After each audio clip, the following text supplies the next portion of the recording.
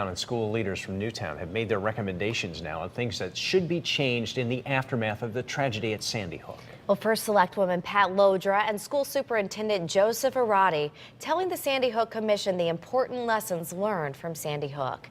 Chief Political Correspondent Mark Davis has that story for us live tonight in Hartford. Mark?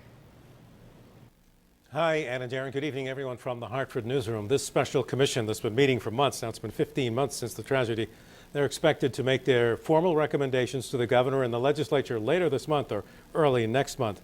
And the two leaders on the front line in the aftermath of the tragedy had plenty to say. Almost everyone involved with the families in the aftermath of the tragedy at Sandy Hook has said that communication with the families was initially the biggest issue.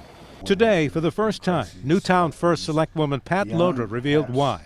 Privacy protections imposed by the school department prevented her from getting contact information for the parents despite multiple requests. That was my first handicap. I finally received that contact information 2 weeks after the event, and that was the date of my first communication with the families.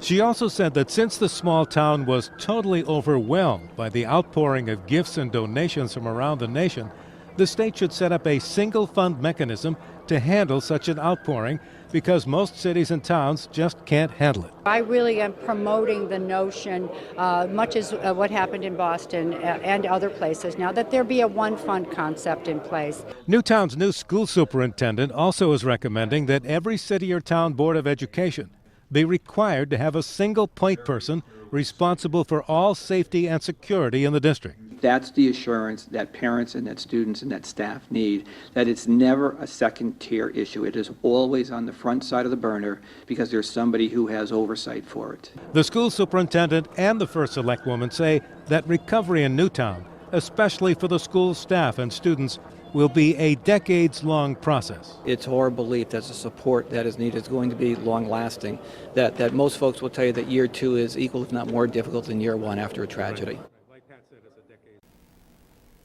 Now, I'm sure you figured it out. I misspoke earlier. It's been about 20 months since the shootings at Sandy Hook. This commission is expected to go over their final draft of recommendations, including what Pat Lodra and Dr. Arati said today, in about 10 days with formalized and approved and what have you for their recommendations probably by the end of the month or early next month on what should be changed in state law following the tragedy at Sandy Hook.